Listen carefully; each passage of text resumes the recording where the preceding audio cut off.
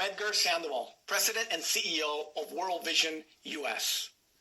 And today we're talking about James chapter 1, verses 2 and 3, which say, "Dear brothers and sisters, when troubles of any kind come your way, consider it an opportunity for great joy.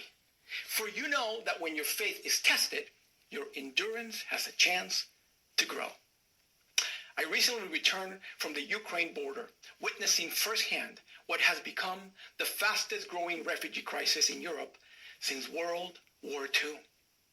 At the border crossing to Romania, all around me were mothers carrying babies and young children, teenagers who were clearly in shock, and the elderly, uprooted from places where they had lived their whole lives.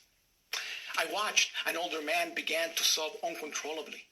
He leaned against one of the barriers, clothes covered in mud, and pointed at the sky, reliving the moment when his house had been bombed.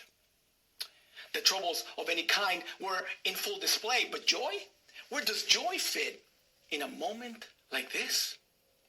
Well, the joy James speaks of comes not from earthly happiness, but from the hope of becoming mature and complete in our faith, as James goes on to say in verse 4.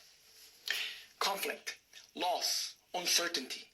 These troubles test our faith, but they also strengthen it when we see and feel God's presence in our hardest moments. And with that strong, mature faith, we can endure, confident that the God who led us through the last crisis will be there again for troubles of any kind. As the sobbing man leaned against the barrier, a volunteer, a complete stranger, immediately came over and held him in a tight embrace. It was as if the hand of Christ touched the man, giving him the comfort needed to take the next step in his journey. We don't know how the conflict in Ukraine will end, and we're sure to face other troubles in our lives. But there is one constant we can depend on, that of God meeting us in our difficult moments and maturing our faith. As you think about this verse today, reflect on when you have seen God's tenderness in your time of trouble and how he helped you endure. Thank him for his beautiful presence in your moments of pain, and pray for people caught in conflict around the world.